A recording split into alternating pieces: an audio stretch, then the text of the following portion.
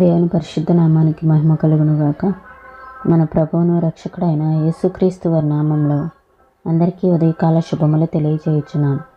ఈరోజు దేవుని వాగ్దానము యోబు గ్రంథము 23వ అధ్యాయము 10వ వచనము. నేను నడుచు మార్గము ఆయనకు తెలియను, ఆయన నన్ను శోధించిన తర్వాత నేను సువర్ణము వలె కనబడుతును. మనం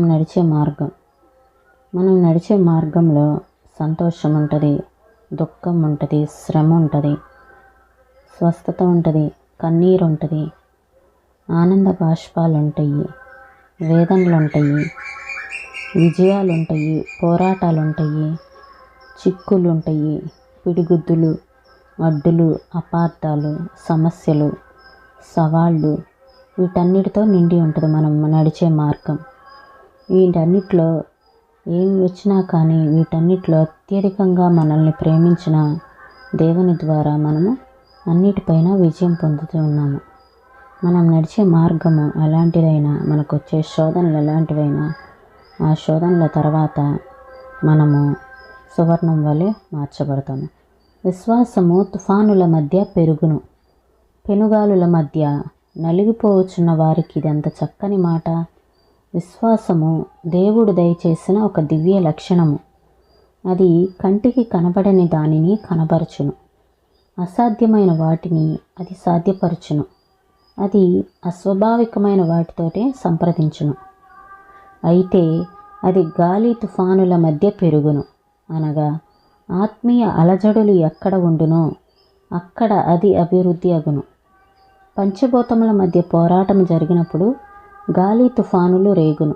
అలాగే ఆత్మీయ శక్తుల మధ్య కలుగు అంతరాయముల వలన ఆత్మీయ తుఫానులు రేగును. అలాంటి వాతావరణంలోనే విశ్వాసమునకు బలము కలుగును, ఫలము కూడా త్వరలో కనబడును.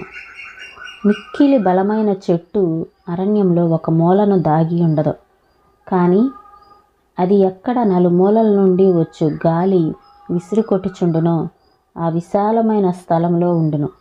గాలి దానిని పెళ్లగించినంతగా అటు ఇటు కొట్టి ఊగులాడించి వేళ్లను స్థిరపరచును.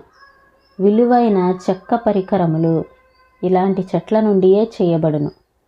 అలాగే ఆత్మీయ ఆజానుబాహువు నీవు చూసినప్పుడు అతడు చక్కగా పువ్వులున్న చల్లని స్థలములో హాయిగా కూర్చుండిన వాడు కాడని తెలుసుకొనవలెను.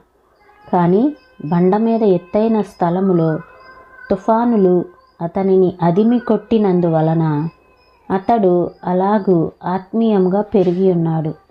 ముళ్ళ మధ్యను క్రూర మృగముల మధ్యను అతడు పెరిగి ఉన్నాడు. మనము నడుచుచున్న మార్గము సంతాపముతోనూ, సంతోషముతోనూ, శ్రమతోనూ, స్వస్థతతోనూ, కన్నీటితోనూ, ఆనంద బాష్పములతోనూ, వేదనలతోనూ, విజయములతోనూ, పోరాటములతోనూ, పైకి లేచుటతోనూ, చిక్కులతోనూ, పిడిగుద్దులతోనూ, అడ్డులతోనూ, అపార్థములతోనూ, సమస్యలతోనూ, సవాలులతోనూ నిండి ఉన్నది. అయినను మనలను ప్రేమించిన వాని ద్వారా వీటన్నిటిలో అత్యధిక విజయము పొందుచున్నాము. తుఫానుల నడుమలోనే ఎక్కడ ఎక్కువ తీవ్రత ఉన్నదో అక్కడే విశ్వాస అభివృద్ధి కలుగును. తీవ్రమైన శ్రమ నుండి నీవు వెనుదిరగవచ్చును, కానీ ముందుకు పొమ్ము. నీ కష్టముల నడుమనే దేవుడు నిన్ను కలుసుకొని నీవు ముందుకు రమ్ము. దెయ్యములు నిన్నేమియో చేయలేవు గనుక ఇకను నిశ్చలముగా జీవించుమని చెప్పును. ఈ మాటలను ప్రభు మన వెనుకల్లో దీవించునుగాక. ప్రార్థన చేసుకుందామండి.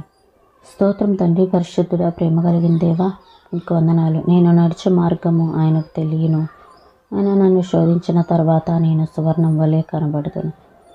దేవా, మాకు శోధనలు వచ్చినప్పుడు వాటన్నిటిలో నుంచి మాకు అత్యధికమైన విజయాన్ని కలగజేసేది మీరే ప్రభువా. అయ్యా, మేము నడిచే మార్గం అంతా మీకు తెలుసు. ఎలాంటి మార్గంలో ఉన్నప్పటికీ, పోరాటాలలో, కన్నీటిలో ఉన్నప్పటికీ, ఆనంద బాష్పాలు, సంతోషము ఏదైనా కావచ్చు, మేము నడిచే మార్గంలో ఎన్నైనా ఉండవచ్చును. కానీ వాటన్నిటిలో మాకు విజయం ఇచ్చి మాకు తోడుండి నడిపిస్తున్నావు తండ్రి. మీకు వందనాలు చెల్లిస్తున్నాం. అయ్యా, కష్టం వచ్చినప్పుడు మేము వెనుదిరిగిపోకుండా దేవా, నీలో నిలబడే శక్తిని మాకు దయచేయండి తండ్రి.